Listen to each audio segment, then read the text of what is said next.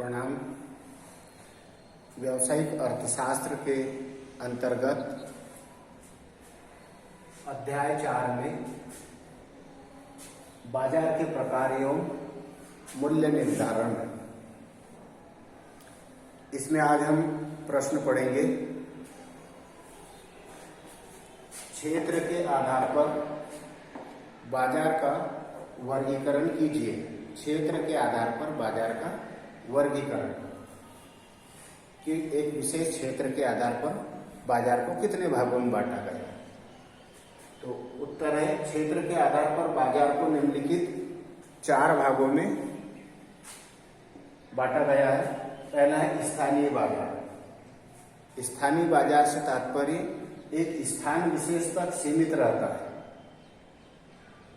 जैसे ऐसी वस्तुएं जो प्रायः भारी एवं कम मूल्यवान वस्तुएं, भारी वस्तुएं हो और कम मूल्य की वस्तुएं हो, जो शीघ्र नष्ट होने वाली वस्तुएं हैं, इनका बाजार स्थानीय बाजार कहलाता है।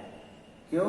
क्योंकि ज्यादा भारी होने के कारण, वेट ज्यादा होने के कारण ज्यादा दूर तक जा नहीं सकती है और शीघ्र नष्ट होने वाली वस्तुएं होती है जो ज्यादा समय लगेगा दूर तक जाने में, तब तक खराब हो जाएगी। तो ऐसी वस्तुएं स्थानीय बाजार के अंतर्गत आती, जैसे ईंट, दूसरा दूध और सब्जियां, मांस आदि का बाजार स्थानीय बाजार कहलाता है। दूसरा है प्रांतीय बाजार।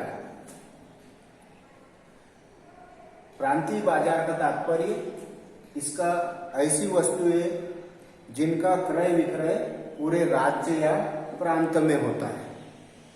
पूरे राज्य या प्रांत में विक्रय होने वाली वस्तुओं का बाजार प्रांतीय बाजार कहलाता है। तीसरा बाजार है राष्ट्रीय बाजार।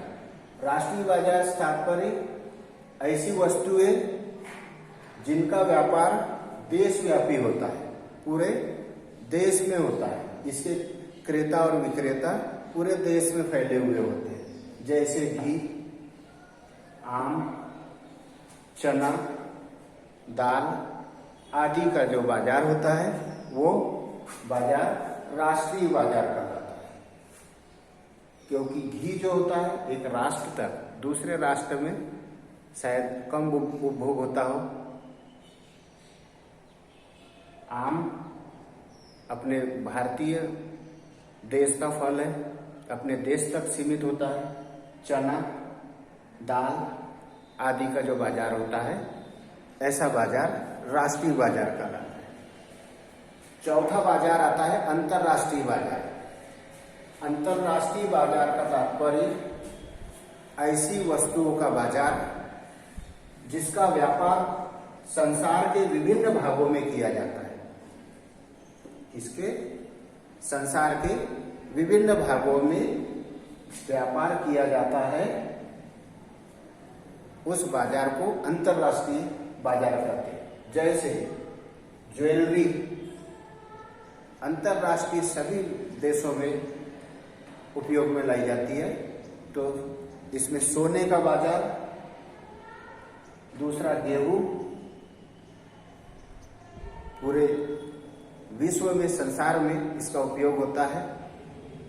कपड़ा, चावल आदि का बाजार अंतर्राष्ट्रीय बाजार कहलाता है। यहाँ तक समझ में आ गया होगा। प्रश्न था क्षेत्र के आधार पर बाजार का वर्गीकरण। तो क्षेत्र के आधार पर बाजार के वर्गीकरण में पहला है स्थानीय बाजार, जो स्थान विशेष तक सीमित होता है, जैसे ईंट, दूध और सब्जी, मांस का बाजार। दूसरा प्रांतीय बाजार, ऐसी वस्तुओं का बाजार जो एक राज्य या एक प्रांत तक सीमित होता है, उस बाजार को प्रांतीय बाजार कहते हैं। राष्ट्रीय बाजार, व्यापार, ऐसी वस्तुओं का व्यापार जो देशव्यापी होता है, जैसे घी, आम, चना, दाल आदि। अंतर्राष्ट्रीय बाजार में ऐसी वस्तुओं का बाजार जो संसार के विभिन्न भागों में किया जाता है, जैसे सोना, गेहूं, कपड़ा, चावल आदि का बाजार। दूसरा प्रश्न आता है पूर्ण प्रतियोगिता बाजार से आपका क्या आशय है? इस बाजार की विशेषताएं लिखिए।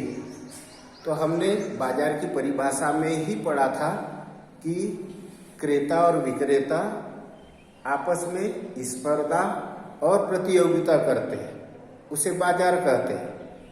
तो पूर्ण बाजार, पूर्ण प्रतियोगिता बाजार क्या है और इसकी कौन कौन सी विशेषताएं होती हैं?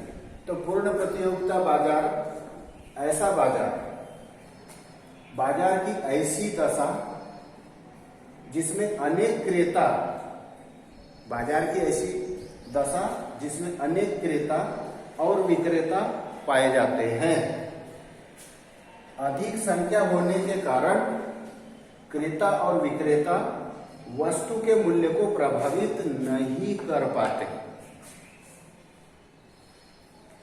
बाजार की ऐसी दशा जिसमें अनेक क्रेता और अनेक विक्रेता, मैन्युफैक्चरिंग यानी फर्में भी ज्यादा से ज्यादा हो और उपभोग करने वाले उपभोक्ता भी ज्यादा से ज्यादा हो।